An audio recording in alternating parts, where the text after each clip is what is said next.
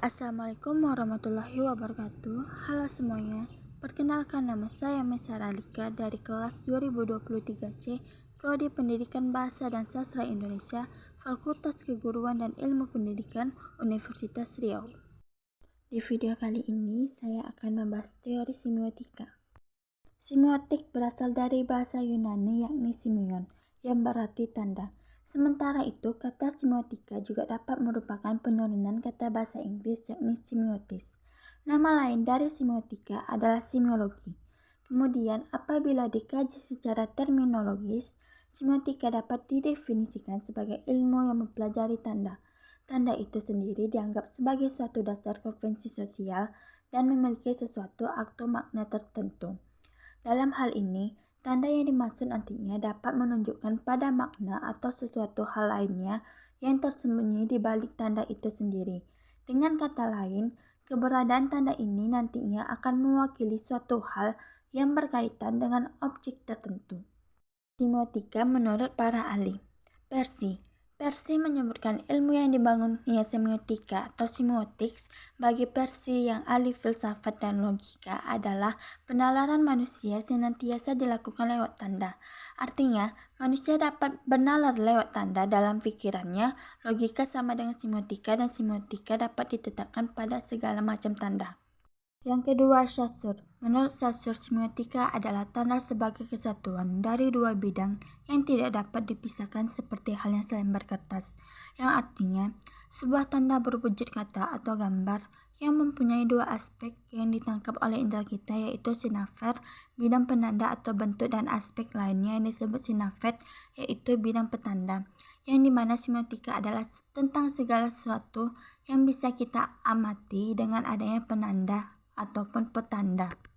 Selanjutnya, kita akan menganalisis novel Laskar Pelangi dalam teori semiotika.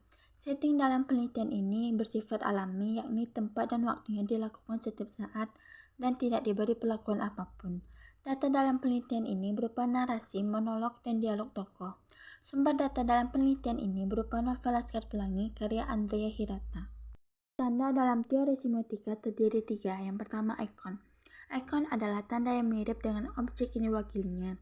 Keberadaan ikon biasanya mirip dengan sesuatu hal yang dimaksudkan.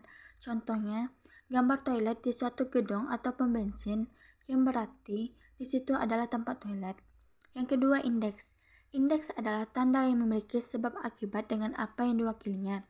Contohnya, ada stiker paket kardus terdapat gambar gelas pecah, yang itu apabila paket tersebut jatuh atau dibanting, maka gelas tersebut akan pecah. Yang ketiga, simbol. Simbol adalah tanda yang didasarkan pada konvensi atau peraturan atas perjanjian atas kesepakatan bersama. Ikon dalam novel Laskar Pelangi. Yang pertama, ikon sekolah sebagai penanda sosial. Dalam novel ini dideskripsikan bagaimana kondisi sekolah Muhammadiyah dan sekolah PN. Sekolah Muhammadiyah merupakan sekolah yang serba kekurangan, baik dari fasilitas maupun guru-gurunya. Lalu yang kedua, ikon kostum sebagai penanda sosial. Ikon ini digambarkan dari kostum yang digunakan oleh tokoh-tokoh dalam Laskar Pelangi. Kostum yang digunakan oleh tokoh-tokoh yang bersekolah di Muhammadiyah serba sederhana, apa adanya, dan murahan. Ini terlihat dari penggunaan kata sandal dari ban bekas, sepatu murahan dari plastik, baju yang sudah usang sebagai penanda kostum yang sederhana. Lalu yang ketiga, ikon perumahan mewah atau kumuh sebagai ikon penanda sosial. Dalam novel ini digambarkan adanya kesenjangan sosial yang tinggi antara petinggi PN Timah dengan penduduk sekitarnya. Indeks dalam novel Laskar Pelangi. Yang pertama, indeks perilaku. Perilaku pada tokoh dalam novel ini meliputi penuh kekhawatiran, semangat tinggi, berpikiran sederhana, perhatian, keras kepala, idealis, serakah, percaya pada hal-hal yang gaib, dan sombong. Lalu yang kedua, penampilan fisik masyarakat lapisan atas dan bawah.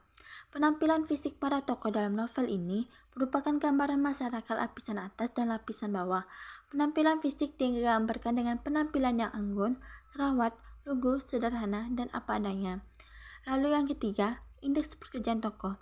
Pekerjaan tokoh yang berbeda dilakukan oleh tokoh yang berpendidikan rendah dan tokoh berpendidikan tinggi. Tokoh yang berpendidikan tinggi menjadikan mereka juga dapat pekerjaan yang tinggi pula di PN Timah atau sebaliknya.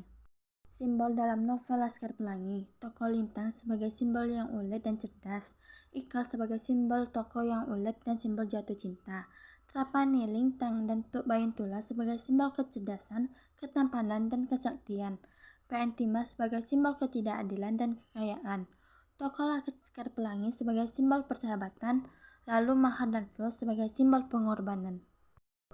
Sekian yang bisa saya sampaikan. Jika ada kesalahan berasal dari saya. Wassalamualaikum warahmatullahi wabarakatuh.